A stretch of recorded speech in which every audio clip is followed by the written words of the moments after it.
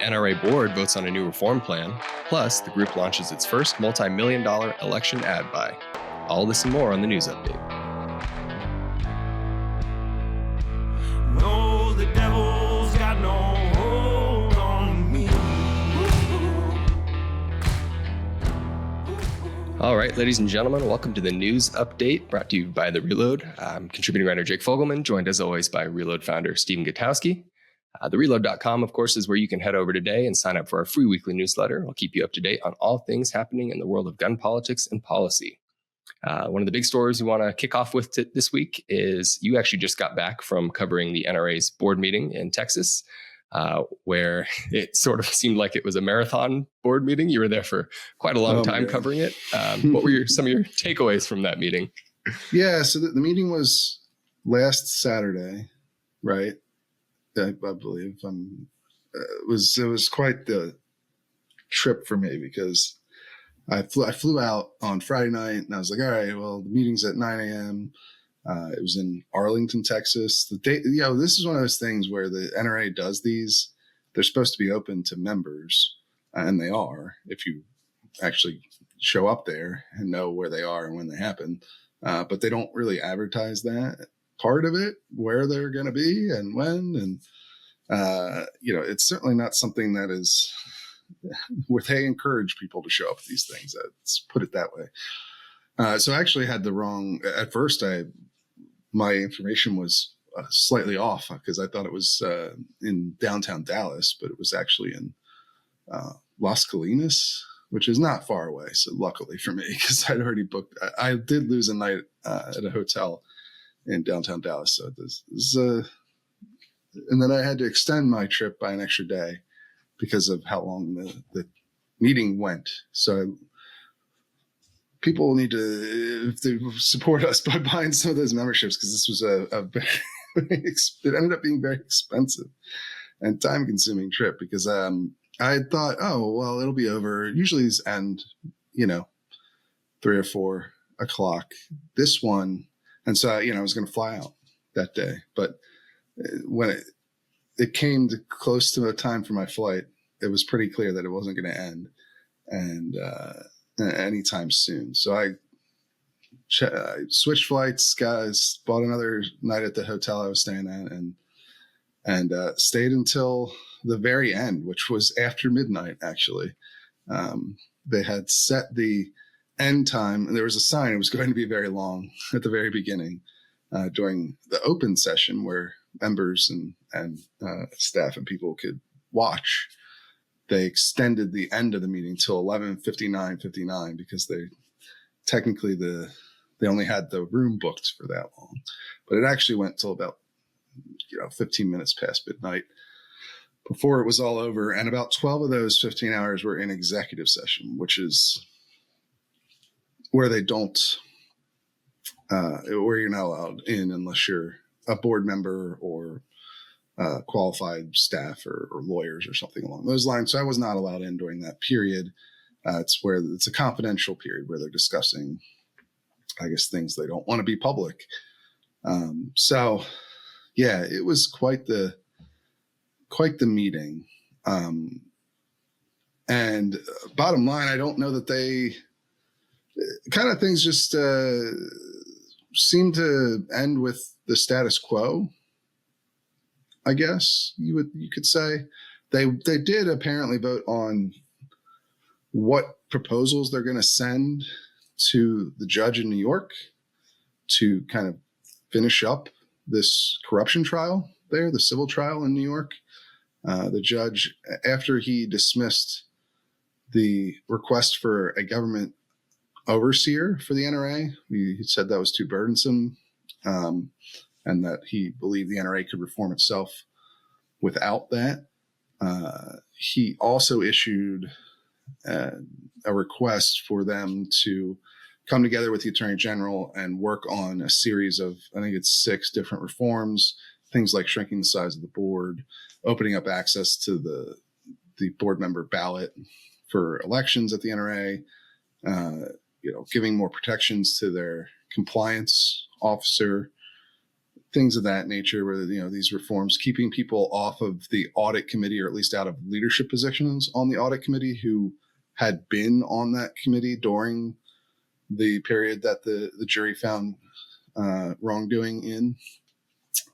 Things of that, in that realm, is what he wanted to see. And they were supposed to already have that finished before this board meeting, but the negotiations have dragged on. And so the board itself was going to vote and give their input on these things. We don't know exactly what they said, but we know that they made some sort of decision on that front. It's not a public one, but there was also supposed to be, and was, a big fight over what's called the Special Litigation Committee, which is a small committee of the board made up of current president Bob Barr, former president Charles Cotton, and longtime board member David Coy, who oversee the litigation strategy in that New York case, and the employment of the lawyer in that case, which is a controversial figure within the NRA, Bill Brewer and his firm. There are a lot of the reformers want to disband that committee and fire or end the relationship with Bill Brewer and his firm.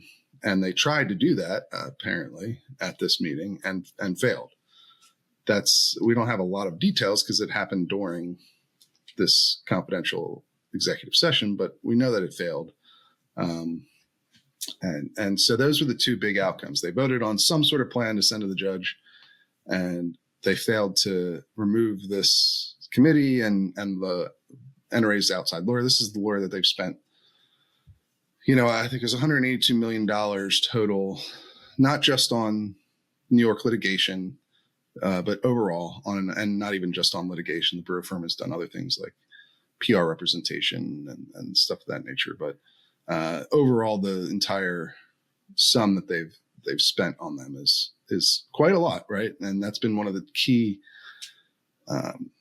criticisms that the firm has gotten, and NRA leadership, like the Special Litigation Committee, over the years about this relationship. So, but it's still going. They're still being represented by Brewer.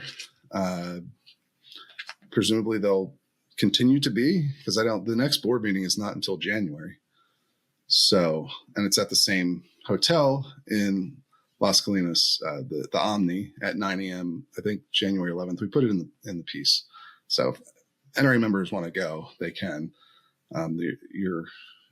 It's something that they're able to attend, but almost never, nobody ever does. And no reporters ever go either. I was the only reporter there, which is often the case with these things. So, but I thought this one was pretty important because this is where it seemed they were going to make a number of big choices about their future, whether it was these proposals to the judge or their relationship with the Brewer firm. And I guess they did. Most of them just ended up being, sticking with the status quo for the moment. I will say that the impression I got from the meeting, and I've had this impression since, the elections, when they elected their leadership positions earlier in the year, back in May, at the last board meeting, the reformers seem to have a majority support on the board at this point. But the other side, the Cotton and Coy and Barr, appear to have,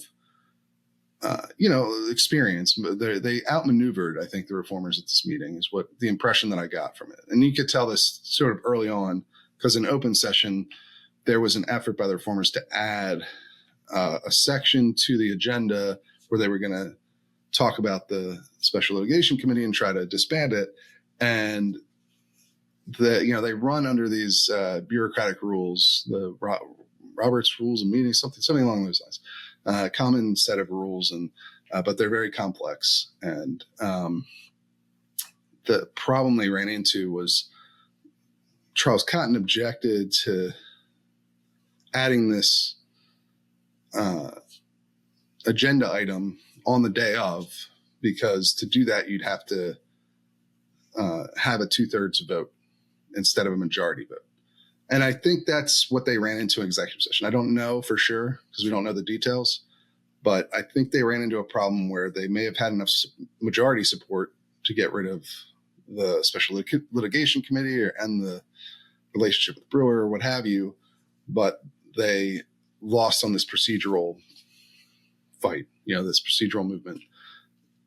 They were outflanked by, the people who have been there a lot longer in many cases and have more intimate knowledge of how the NRAs and bylaws and things of that nature work. So that was my overall impression. Like it feels as though the reformers have more people on their side on the board, but they don't have the same institutional knowledge as the people they're opposed, on the opposite side of. So, that's how it came out to me from my view of things. And I really don't know if they are going to agree to shrink the board, for instance, from 76 members down to something smaller like the judge wants. I was unsure of some of these proposals and whether they're going to offer up something in line with what the judge wants. It's not clear to me one way or the other. We don't know for sure, but I got the impression that there were some things that they didn't necessarily want to do. So we'll have to wait and see until some of that becomes public and we know for sure. Because like I said, most of the details of what happened in that executive session, the board members aren't willing to share because it's confidential. But, we're always looking for whatever information we can get our hands on that's verifiable to report. I always get lots of rumors. This is not what we do at the Reload. We have to verify things before we can report them. So I hear lots of things all the time. Some of it comes true, some of it doesn't. I only report stuff if I can verify its authenticity. Right. But like you said, from what we can report, it does seem like things are sort of business as usual for the time being until we get further developments.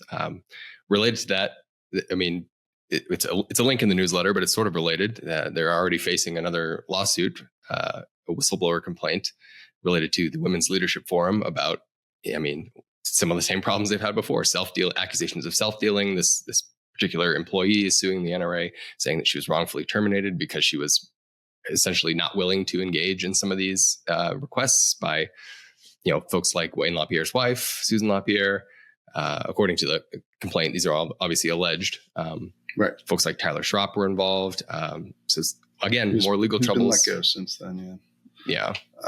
Janet Nice is a board member of the NRA that is named in this suit. There's a lot of allegations in there that are, similar in nature to what we've heard before from the NRA. The big difference, I think, is the timing of it, because these are alleged to have happened like last year, right, which is in the middle of the period that the NRA has claimed in court was their turnaround, and that things were done differently. And this lawsuit alleges the opposite of that, right? Stuff like trying to hide expenses, lack of internal controls, retaliation for reporting wrongdoing, similar allegations. Again, like you said, just allegations. It's a lawsuit. We don't know for sure, but this is a person who's put their name to these allegations in this lawsuit. So we'll see how that plays out. And we'll also see if the other thing is like whether this affects this final stage of this NRA civil trial, because that's one of the things that was at play in this case was the idea that the NRA hasn't actually fully reformed yet, and these problems are ongoing. Now, I will say that several of those people who were named in the suit aren't at the NRA anymore. Right. Susan LaPierre, I don't believe, is still working with the Women's Leadership Forum, although actually I don't know that for sure. Obviously, Wayne LaPierre is not there anymore, but I don't think Susan is either. But I could be wrong on that point, actually. But certainly Tyler Schropp is not there anymore. He was let go. He was also implicated in the scheme to run extravagant expenses through Ackerman McQueen, the NRA's former media contractor, to hide them from public view of NRA donors. So he was let go earlier this year. But yeah, I mean, it certainly could throw a wrench into these negotiations at the end here. This would depend on how the judge and the attorney general view them. I mean, they are just accusations. They're not Right. They're not proven out in court or anything like that. This is the very beginning of a lawsuit. So I don't know. It might be too late in the game for it to have an impact on this settlement talks or this discussion over what the judge should order the NRA to do. But we'll see. Right. It just goes to show that as the would-be reformers on the board and some of the older guard folks on the board are sort of locked in this match to try to see which direction the group's going to take, they're still facing outside allegations. So the saga is ongoing. And like you said, we'll stay on top of it. But outside, recent allegations too. These aren't right. A lot of the other stuff we've talked about, Wayne's suits and private jet travels and things of that nature. Those were from years and years ago. At this point, this thing has drug on for a long time. That's another thing about the board meeting and not coming to sort of anything resembling a final conclusion to all of this.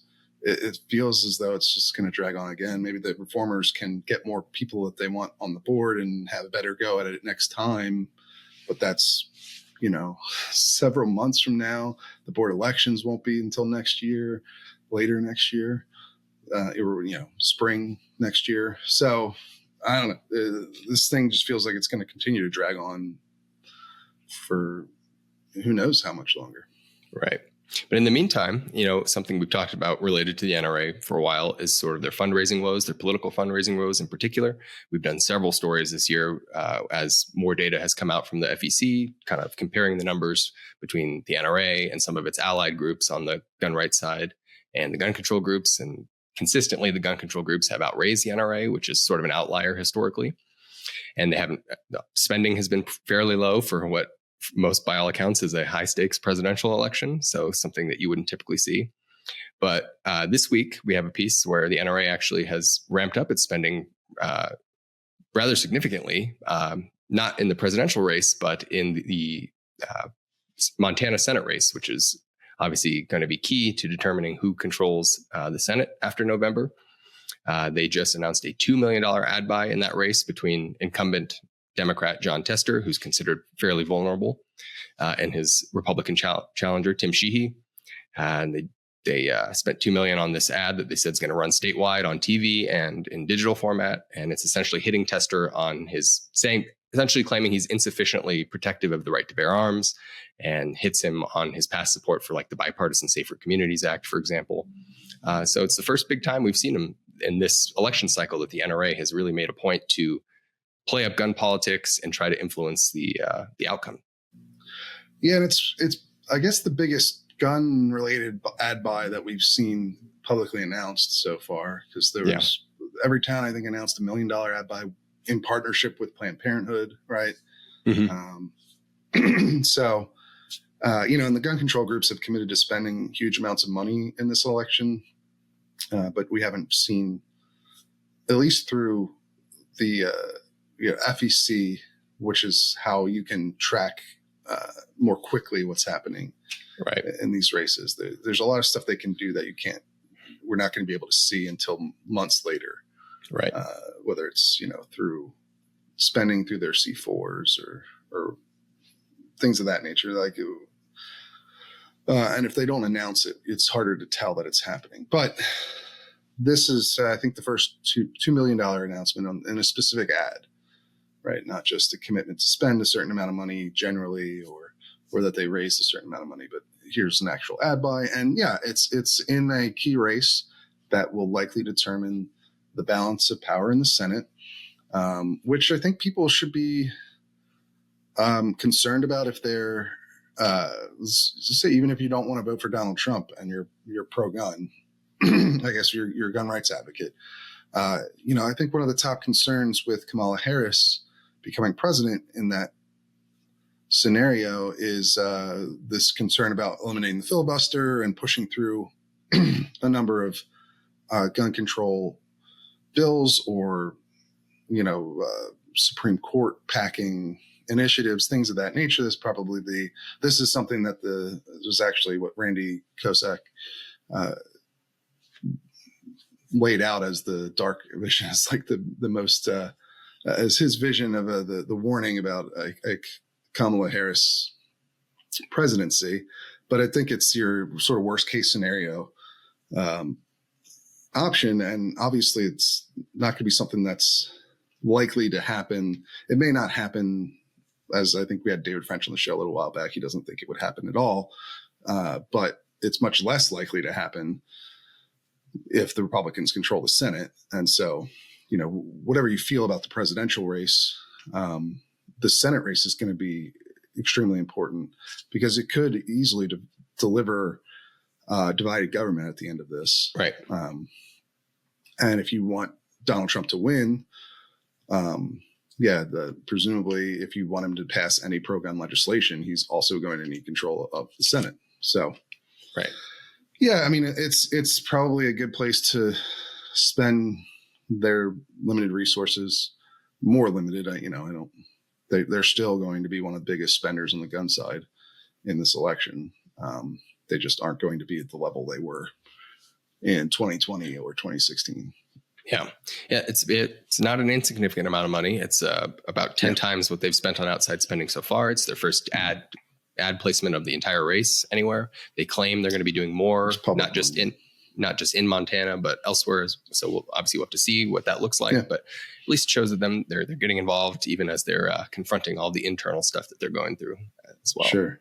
Yeah, they're still doing this stuff. It's not, whatever's happening at the board meetings is not completely eliminated. Their political activism is still going, and it still remains more significant than any other gun rights group. That's for sure. As far as the political spending goes, that's something even that Doug Hamlin, the CEO of the NRA, mentioned at the board meeting as well, was pointing out that he was honest about the NRA struggles and its loss of club. I think there was like 8,000 clubs have eliminated their affiliation with the NRA. Their staff has shrunken all across the board in all these different departments. He was very realistic about what's going on. At the same time, he was still emphasizing the fact that the NRA, you add up all of the other pro-gun groups that exist out there, and they're like 10% of what the NRA is. Right. And they don't focus on that holistic approach the NRA has to being involved at basically every level. Most of them specialize in legal work, as we've talked about on the show before. And not that takes away from what those other groups are doing. It's just the reality of the situation. Even today, with the NRA, maybe half the size of what it used to be revenue-wise, it's still much larger than anyone else. Yeah, absolutely. But speaking of the presidential race and presidential politics, we just had the first and perhaps only presidential debate of the cycle between the new duo, Kamala Harris and Donald Trump, obviously squared off in the ABC debate this week. I know the main interview segment podcast that we're going to be doing this week is going to cover this more in detail, but guns didn't come up as Weigel, actually from Semaphore to sort of go over the politics of the debate, the gun politics and some of the other details. So we're going to get more in depth on that on the interview podcast. But I mean, actually one of the takeaways from me, and I think maybe you were about to say this, I apologize for cutting you off, but no worries. There really didn't talk about gun policy, if that makes sense. Like what they talked about and what the moderators brought up were Kamala Harris's flip-flops, basically. And one of those is her walk back on mandatory buybacks for assault weapons, so-called assault weapons, right? And so that's really how that came. It wasn't a question about gun policy, which I was actually a bit surprised about, because I think I was on Cam Edwards' show last week, and I was like, oh, they're definitely it's going to come up because there was the Georgia school shooting. And so it's been in the news. and it's bound to come up, but it didn't really. Instead, but we did get a little bit, right? I think what you were getting at is they did talk exclusively about her walk back, and I guess Trump's point was he doesn't believe that she means it. I mean, he said that she's going to confiscate everyone's guns, which is not what she has ever proposed. She did, but she has proposed, of course, confiscating some firearms or doing a mandatory buyback. I think it's fair to call that a confiscation because you don't have a choice. You have to surrender your firearms or become, or presumably you would be a criminal at that point. So I don't see how that's any different from, like, that's confiscation. Right. I don't think there's any splitting hairs on that. And, she then, to respond to that, which she made a point to do, by the way, right? That was interesting because she when she was first asked about it, it was part of a series of policy changes that she's made. And the question was asking, how people can trust, that she's not going to change more things, or that she actually believes her current positions or what have you. And she didn't directly address guns, the mandatory buyback, walk back in that section. She talked about some of the other things and her values or haven't changed or whatever. But Trump brought it up again later, I believe is how it happened. And then she felt the need to respond. And it was interesting how she did, because she brought up her gun ownership, like that she owns a gun. And that means she's not going to take anyone's firearms away. Whether that's an effective line or not, I did a whole analysis piece on this, whether her gun ownership, emphasizing that, is going to make much of a difference. But it was interesting to see her do that. And I think that's something we're going to get a lot more deep into with Dave. But yeah, I mean, I'll be honest with you. I forgot that she owned a gun. I think you remembered this. So this was something you recall. I remembered it, but I can't blame people for forgetting, because she mentioned it once and it was reported at the time, and then it basically never ever came up again. And it was like 4 or 5 years ago that it came up, and then she never broached it ever again, even when she was presumably ostensibly in charge of the Office of Gun Violence Prevention. Right. You'd think there'd be some political utility in saying, look, I'm a gun owner, but we need to do this to crack down on gun violence or whatever. A lot of politicians do that. That was never her tact. So I don't blame people for forgetting, but I agree with you. It was interesting that she felt the need to bring that up, maybe to burnish her swing state credentials, or I don't know, something along the lines was probably the thought. But I mean, it's definitely, it's not a new thing. It's a new tactic for her. She hasn't ever done, even when she mentioned she owned a gun it was April 2019 when she first mentioned this. Yeah. She didn't use it as a way to say, I'm a gun owner, but I support these various gun restrictions, which is usually how Democrats approach this. It's a super common thing, right? Tim Walz is a perfect example because they've been doing that with him. Right? Yeah. That was part of his whole convention speech, is the whole thing on how he owns guns and he likes to hunt, and that he's a good shot. He supposedly won a congressional shooting competition or something.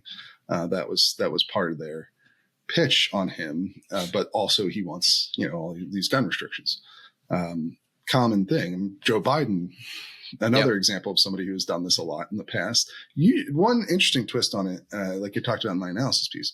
By the way, the analysis pieces now, you can read one of them for free by putting in your email address.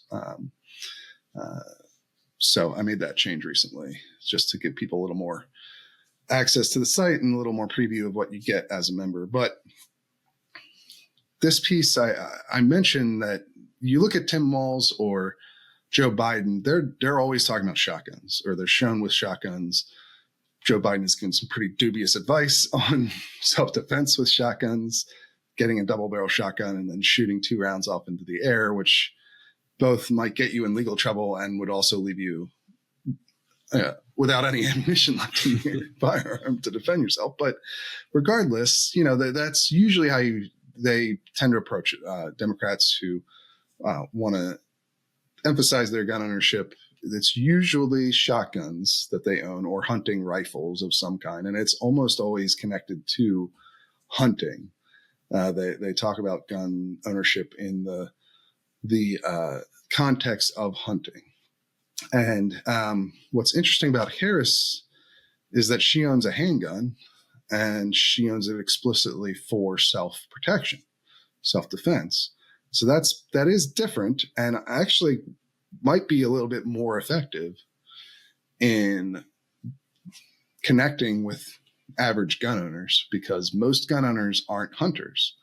There are plenty of hunters out there, of course, but most gun owners own handguns, and they own them for self-defense. So it is interesting to see if they're going to play that up at all and try to use that as a way to make that line of argument more effective. But they haven't done it until now, and then she just pulled it out at the debate. That was interesting. Yeah. Listeners should check out the interview podcast with Dave Weigel when it comes out. It'll be available for members on Sunday and for everyone else Monday. And they can hear you guys' insights talking about why, and then sort of the strategy and whether it moves the needle at all. One of the last... to be fair to her too, by the way, I was surprised when we found out that Donald Trump owned guns too. Right. Like his sons are avid gun owners, avid shooters and hunters.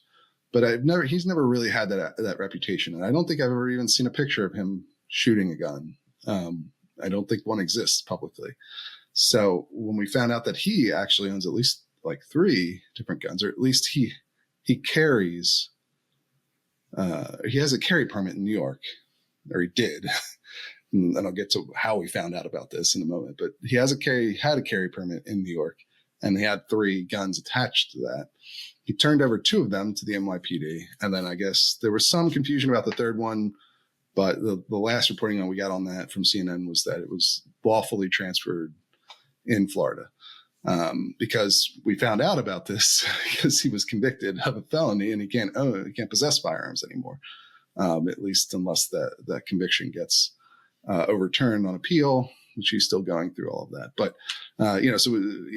she also has that potential line of attack if she wanted to go that route. She didn't do it in the debate, but I was even surprised there, because Trump doesn't not come across as like a gun guy. And I guess it gets to the point, and like you said, we'll talk about this more on the interview, but I don't know how much this matters, because that's not the reason that people like gun voters support Trump, is not necessarily because he has a great reputation as somebody who shoots a lot or whatever.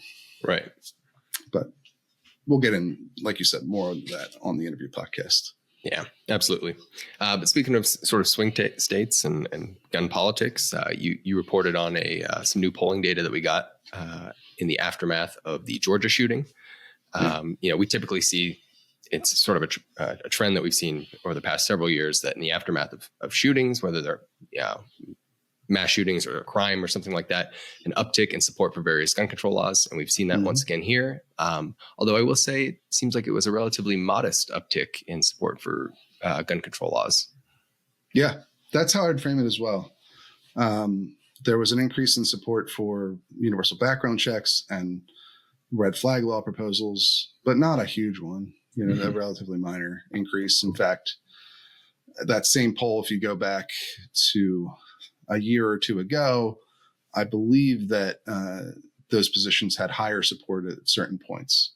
So there was an increase between the poll that came out this week and the same poll from the same firm in February 2023, which is the last time they asked about these questions, which is another thing. We're not getting a lot of polling on gun policy. Right. We've talked about this before. And look, you can't extrapolate too much from a single poll, but this is, we don't get a lot of these at the moment. It's just not. Usually the pollsters are driven in the same way that media is, mainly by mass shootings. When that gets asked, it's when there's attention on it. And there haven't been a lot of those, like we've discussed previously on the show. So there just hasn't been much gun policy polling to this point. But what we did get showed a slight uptick. These are both policies that Kamala Harris, I apologize if I've been going back and forth in pronunciation here, but Kamala Harris has both of these policies as her inner campaign, so maybe it'll help her in some slight way. Although the other finding of this poll is that despite the fact that 90% of people polled had heard about the shooting, at least a little bit, I think it was like 45 in terms of a little bit and a lot, but excuse me.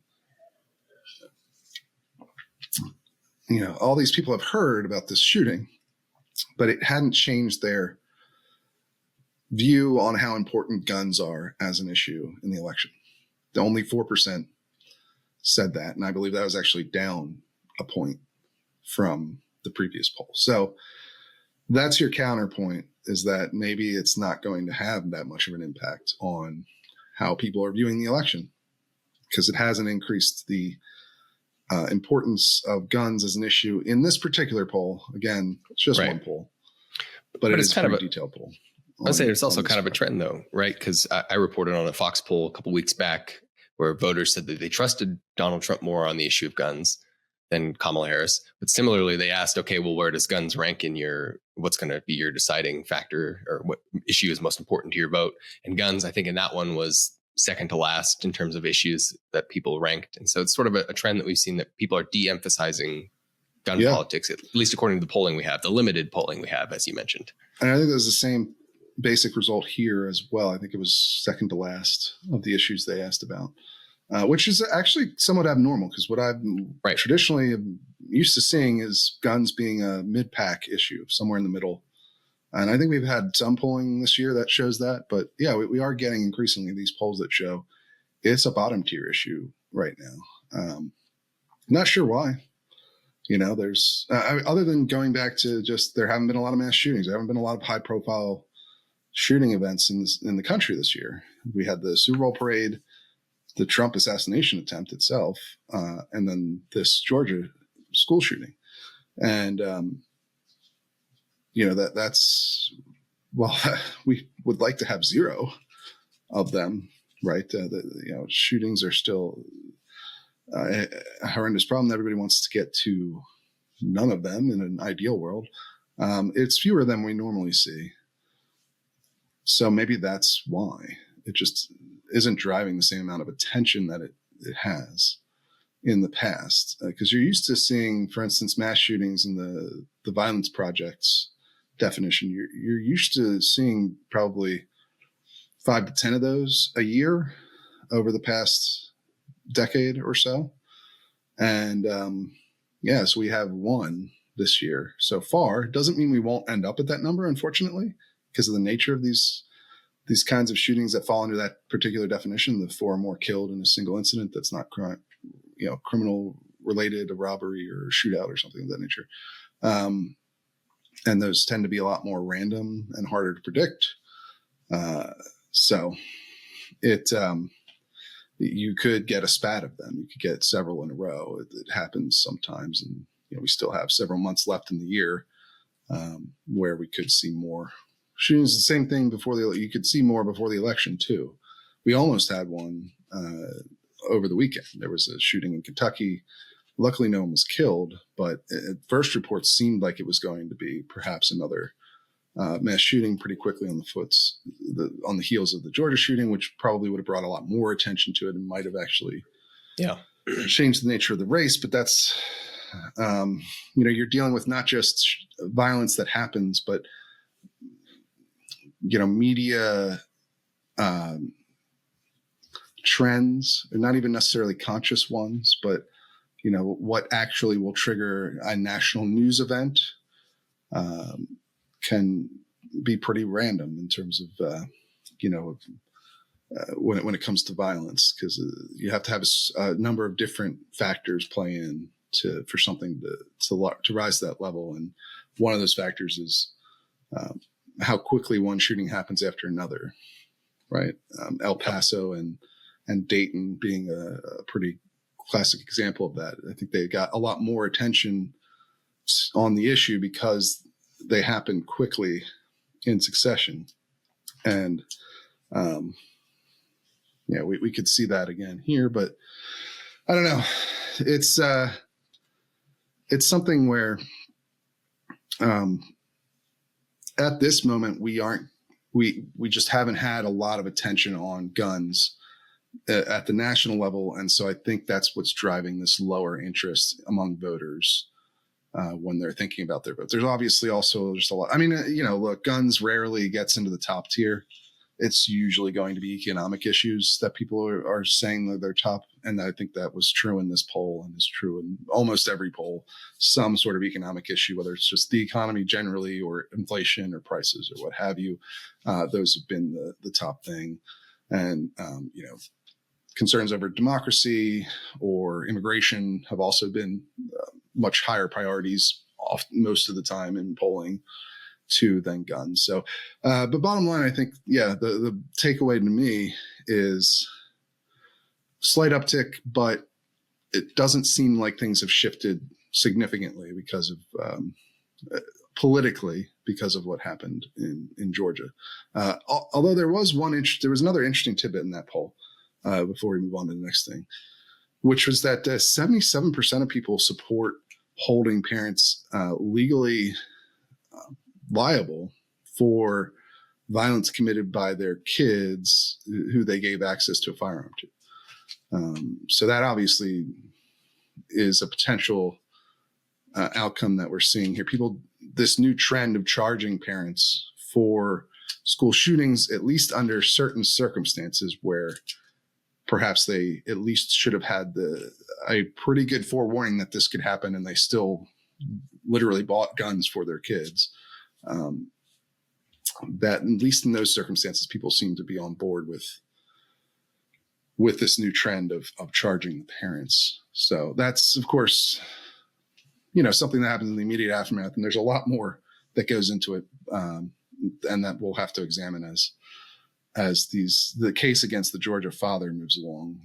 We don't know a lot yet. We just have some basic stuff, and it doesn't look great, right? But it may not rise to criminal culpability. We'll have to see. But polling shows, I think people are relatively unsympathetic to these parents, at least in these situations like the Crumbleys or this Georgia school shooting father. So yeah, that is interesting, because I don't think I know if I've seen that in many other polls before. So I don't know if it's been polled before. Yeah, interesting finding. I'm getting into some of the newsletter links before we wrap up here. We had an interesting one from the Trace examining just sort of in the 2.5 years now since Bruin has been decided, or 2 years now since Bruin has been decided, the various challenges, which particular gun laws have been challenged. And honestly, no surprise, they found that the felon in possession ban was by far the most challenged gun law since Bruin. They tallied, I think, just under 1,100 Second Amendment decisions that have been handed down citing that law and challenges to that law. So that's something, obviously, we've covered a ton of these. So not a huge shock, and you can see why. And they actually the piece is good, interviews several public defenders as to taking advantage of Bruin in this instance as a tool in defending their clients. But just interesting to have some numbers to this phenomenon. Yeah, and it makes sense if you think about it, right? Because Bruin puts the onus on the government to prove its law is constitutional rather than the other way around. So the burden shifting is, I think, what has been the biggest factor in this explosion of new Second Amendment claims, this new Second Amendment defenses. And I mean, you would think that the Supreme Court is going to have to address this sooner than later. I think you wrote a piece on this a little while back, and Nelson's piece, where it was like you have to do something. I mean, they've kicked the can down the road for the moment by denying a bunch of those, even the DOJ's requests to settle some of these questions, but they can't do that forever, I think. We'll have to see, but especially because I think at least 2, maybe more of those cases that they kicked back down have already come back up with the same exact result. So, I mean, I think it's a matter of time.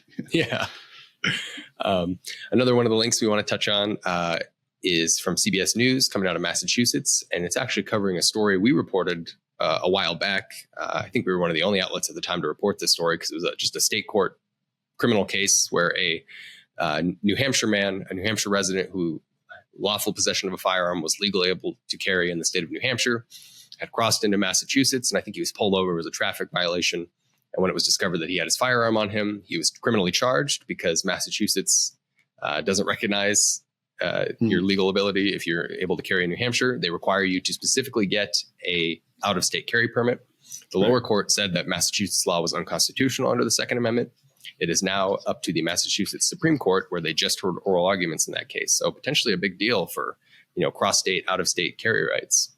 Yeah, sort of national reciprocity through the courts kind of situation. I mean, obviously it wouldn't necessarily apply anywhere else but Massachusetts, but pretty fascinating to see them go this route, and for it to be a fight between the states themselves and not just the individual defendants. So we'll definitely keep an eye on the outcome of that one, because I think, this is a potential new horizon in the fight over concealed carry, the right to carry a firearm in public.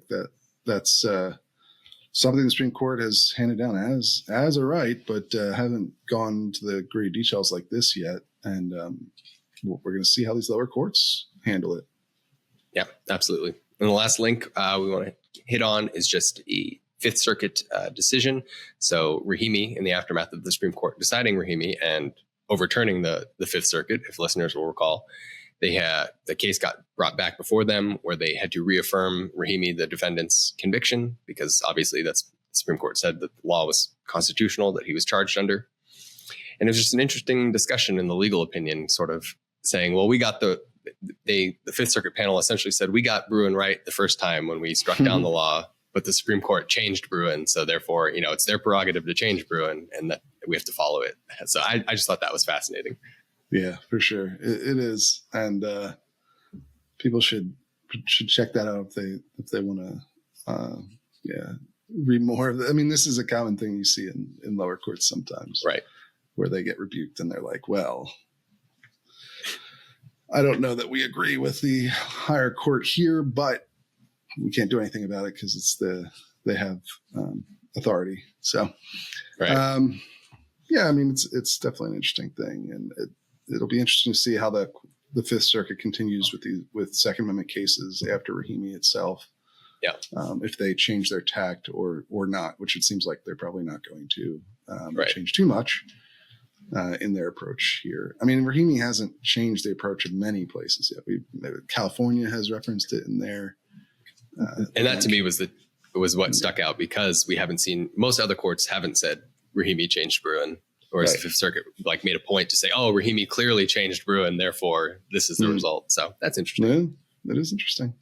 All right, well, that's all we've got for you guys this week. Make sure you check out that interview podcast with Dave Weigel. That'll be coming on Monday for public view or listening, and of course Sunday for members. And if you want to be a member, head over to thereload.com and buy a membership today for exclusive access to hundreds of pieces of analysis and hard news that you will not find anywhere else. And of course, early access to the podcast and the opportunity to appear on the show in a member segment, by the way, which I hope to do another one of those real soon. But that's it. That's all we've got. We'll see you guys real soon.